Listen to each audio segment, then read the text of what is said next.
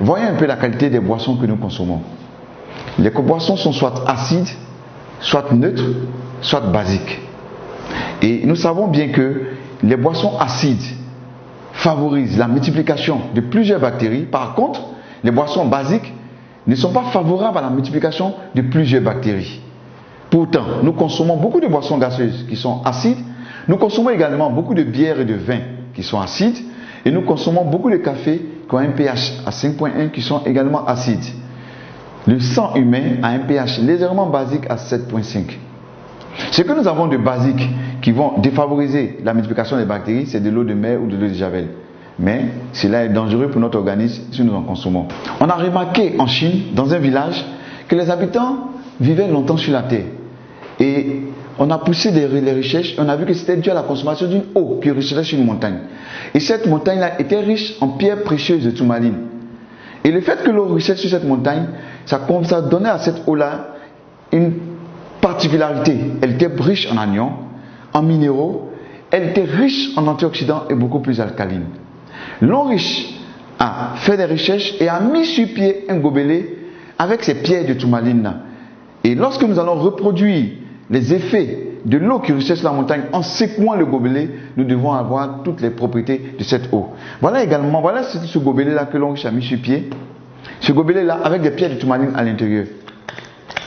Lorsque je remue ce gobelet, nous attendons bien les pierres de tourmaline qui font du bruit. Nous allons faire une petite expérience pour voir un peu le pH de cette eau, puisqu'on a dit que cette eau devait être beaucoup plus alcaline. Nous allons utiliser pour notre expérience ce gobelet de l'eau riche, l'eau minérale achetée sur le marché, et nous allons utiliser deux gobelets, ces deux gobelets-là. Nous allons mettre cette eau minérale dans ces deux gobelets.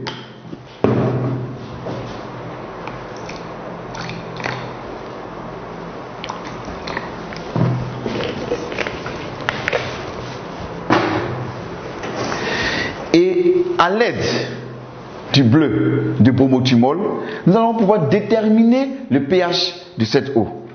Et lorsque le pH est acide, il tend vers la couleur rouge. Et lorsque le pH il est basique, il tend vers la couleur bleue. Et lorsqu'il est neutre, il tend vers la couleur verte. Nous allons utiliser l'une de ces deux eaux que nous allons mettre dans le gobelet et reproduire l'effet de l'eau qui ruisselle sur les montagnes en secouant le gobelet. Donc nous allons secouer le gobelet pendant 10 à 30 secondes et nous devons avoir une eau riche en anions minérales, beaucoup plus alcaline, riche en antioxydants et de petites molécules. Je vais renverser cette eau, passer dans le gobelet alcalin ici. Et grâce à mon bleu de bromothymol, nous allons déterminer le pH de l'eau. Je vais ajouter ici quelques gouttes. Et là également quelques gouttes.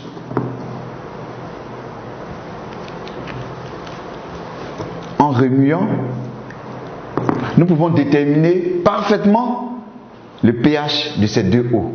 L'eau passée dans le gobelet alcalin est beaucoup plus alcaline et l'eau qu'on a prise sur le marché minéral sans passer par le gobelet alcalin est acide.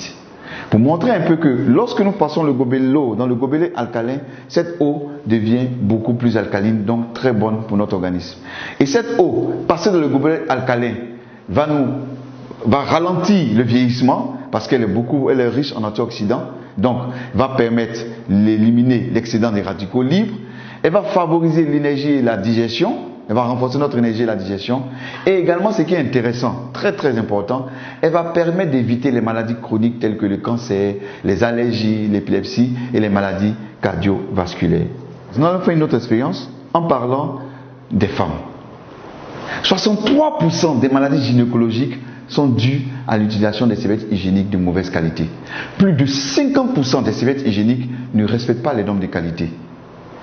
Alors, les maladies gynécologiques qui sont dues à l'utilisation des serviettes hygiéniques de mauvaise qualité, c'est quoi? C'est les inflammations vulvaires, c'est les démangeaisons, c'est les cervicites, c'est les vaginites et c'est les douleurs au niveau du bas-ventre. Nous allons faire également une expérience en utilisant une serviette hygiénique achetée sur le marché.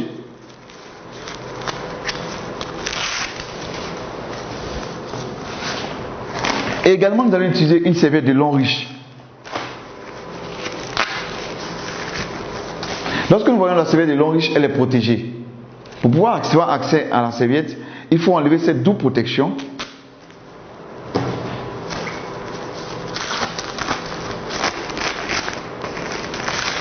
Et c'est là que nous avons accès à la serviette de lin riche.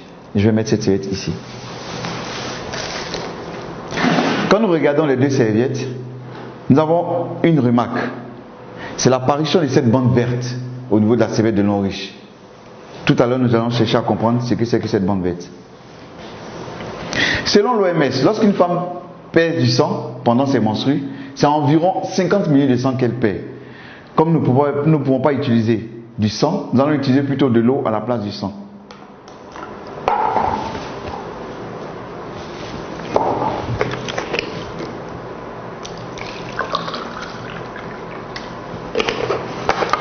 Pour cela, à l'aide d'une seringue, je vais prélever 50 ml d'eau que je vais verser sur la serviette de lin riche et 50 ml d'eau que je vais verser sur la serviette achetée sur le marché.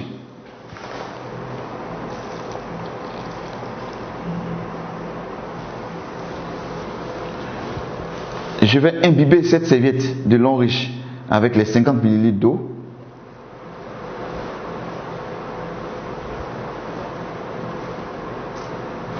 Je vais prélever également 50 ml d'eau que je vais mettre sur la serviette achetée sur le marché, très utilisée par les femmes qui se vend partout, en reproduisant le même processus que sur la serviette de lin riche. Nous allons laisser reposer ces serviettes pendant quelques temps et pendant ce temps nous allons parler